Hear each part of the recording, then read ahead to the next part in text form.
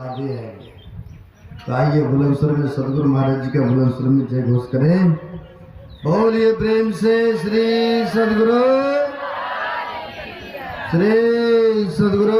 महाराज की जय।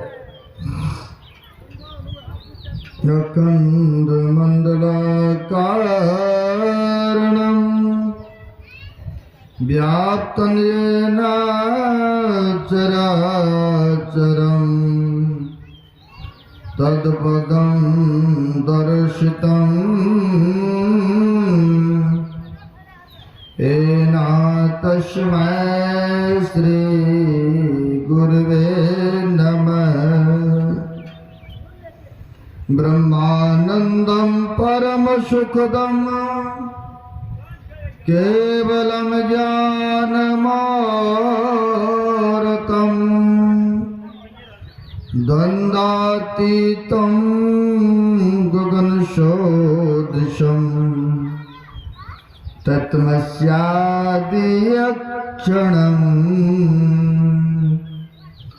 एकं नित्यं विमलमचलं सर्वदी साक्षिभूतं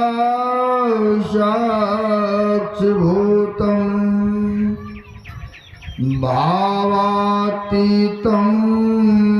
त्रिगुणमृतं सद्गुरुं तं नमामि।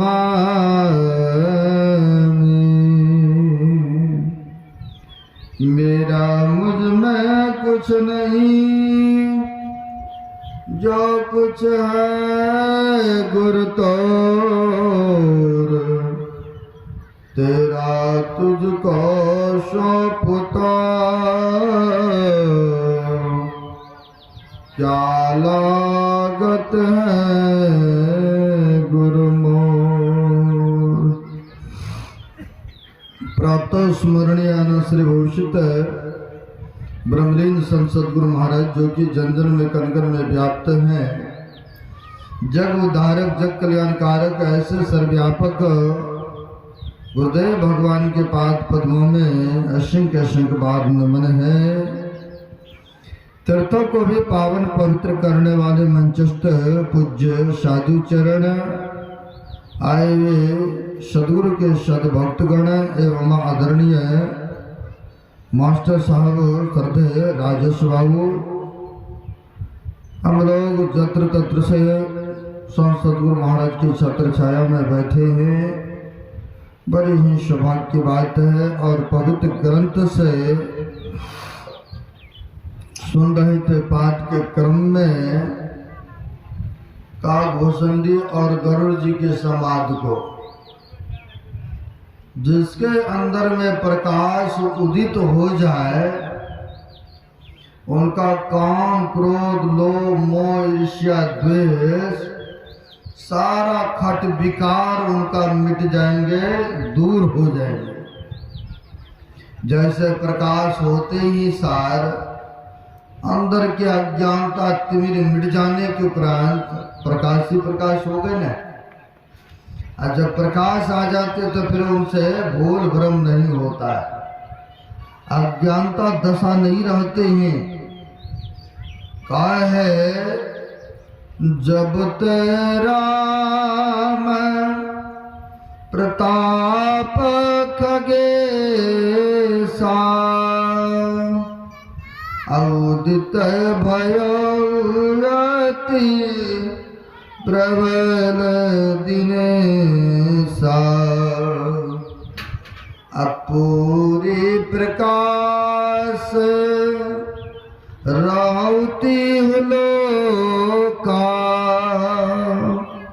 अब बहुत न सुख बहु तन मन सोका।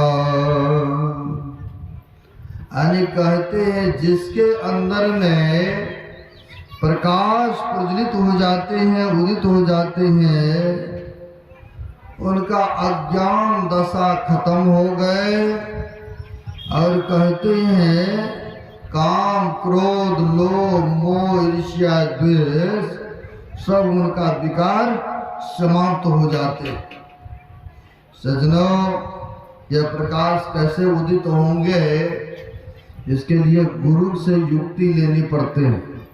असंतों के युक्ति के मुताबिक जब भक्ति करते हैं, उस पथ पर चलते हैं, तभी खट विकारों से दूर हो पाते हैं व्यक्ति।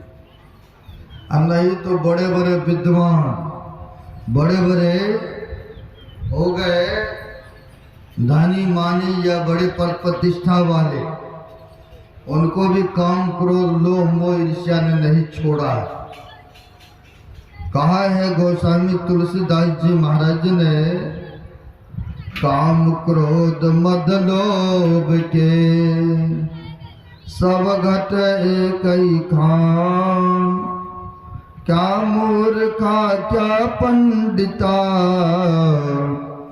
तुलसी दोनों एक समान। सजनों कहते हैं काम क्रोध लोभ मोह ईर्ष्या द्वेष सबको सताते हैं, चाहे विद्वान हो या अविद्वान हो, धनी हो या निर्धन हो। सजनों, इनसे अगर खट विकारों से बचना चाहते हैं, दुर्विकारों से बचना चाहते हैं, तो कहते हैं संतों के चरण शरण में जाइए और उनसे युक्ति जान करके भजन कीजिए, प्रयत्न कीजिए। जब प्रयत्न करेंगे, सुमरन करेंगे, तभी खट विकारों से बच सकते हैं। यह जो सत्संग रखा गया है, आप सबों को ज्ञात है, पता है कि सर्द है हमारे चंदन जी का जो पुत्र है, पुत्रियां है, उनके मुंडन के उपलक्ष्य में यह सत्संग का आयोजन रखा गया है। देखिए, जिनको जो मानते हैं उन्हीं के द्वारा यह शुभ काम करते हैं। बड़ी खुशी की बात।